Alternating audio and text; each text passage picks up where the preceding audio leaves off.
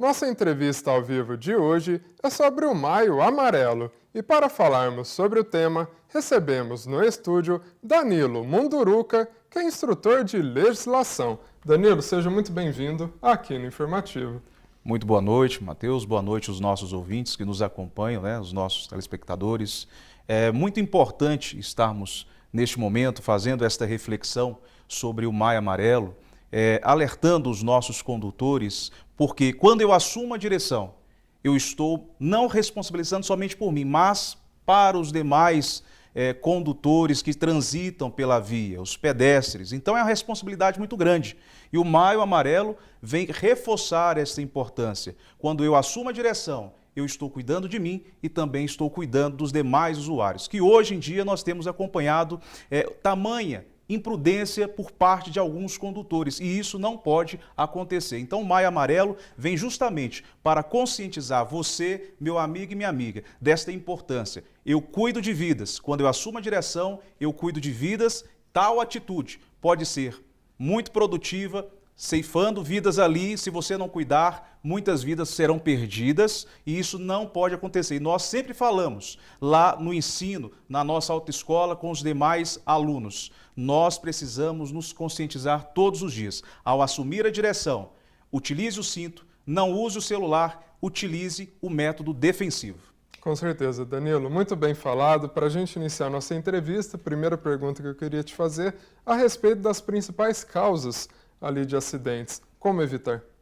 Olha, nós sempre utilizamos, Matheus, a técnica defensiva. Eu primeiro tenho que ter conhecimento das regras, conhecimento das normas, conhecimento das placas. Quando eu me abro a este conhecimento, eu vou me autoavaliando e vou cuidando a partir do momento que eu assumo a direção. Então nós temos que utilizar a técnica defensiva, conhecimento das regras, das normas, das leis, ter a atenção devida. No trânsito, eu não posso dirigir e pilotar assim que eu assumo a direção, que eu estou na minha motocicleta, assim que eu adentro o meu veículo, eu tenho que ter consciência de que utilizar o cinto. Eu falo sempre com os meus alunos, utilize o cinto de segurança, ajuste os retrovisores e também você que nos acompanha. Eu não posso perder este foco, Matheus, também de ter a atenção devida e ser preventivo. Se eu estou atento à direção, eu não posso ficar manuseando o telefone celular, eu não posso ficar com conversas paralelas, Matheus, porque a partir do momento que eu estou com conversa paralela, eu perco o foco, eu passo do sinal vermelho, eu não presto atenção no sinal amarelo, que é a atenção redobrada. A partir dali que está amarelo, eu sei que eu já tenho que começar o quê? A reduzir a velocidade. Então eu já vou reduzindo, vou observando se já tem pedestres passando pela faixa de pedestre. O pedestre sempre tem preferência ali, Ele só perde a preferência quando o sinal está verde para o veículo. Então, estas técnicas defensivas, esses fundamentos da prevenção de acidente têm que acompanhar o condutor.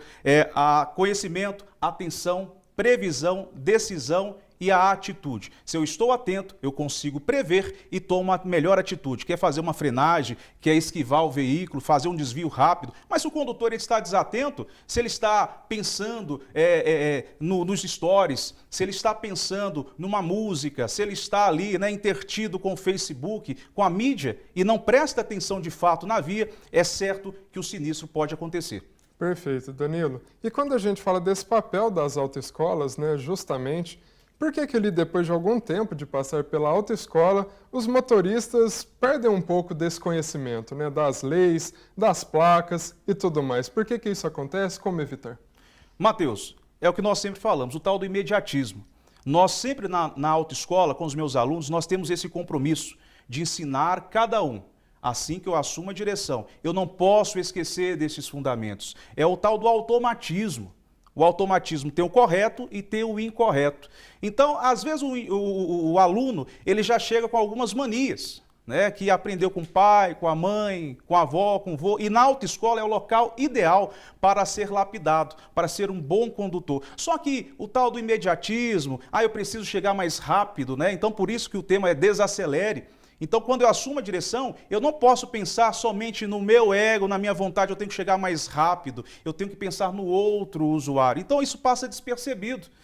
Infelizmente, quantas e quantas vezes eu me deparo com condutores transitando na faixa exclusiva de ônibus? Quantas vezes eu me deparo no trânsito, o condutor lanchando enquanto está dirigindo? Quantas vezes eu me deparo no trânsito, até mesmo a condutora com fone mexendo no celular? Será que isso não foi informado na autoescola? Na força centrífuga, a alta velocidade, nós sempre batemos na tecla, sempre educamos, sempre orientamos o aluno, né, quando está ali no processo inicial de habilitação, com os nossos colegas instrutores, professores que falam assim que você adentra no carro, coloque o cinto. E o que mais vemos é o indivíduo, o motorista, é o piloto que talvez ali num momento de rapidez, sem pensar, muito sem compromisso com a direção ou na forma de pilotar, ele não coloca a jugular, ele deixa a viseira levantada, ele transita com a criança menor de 10 anos na garupa da moto, que isso não pode acontecer, né, dá direito a uma suspensão direta. Então, infelizmente, esses pontos que nós ensinamos na autoescola,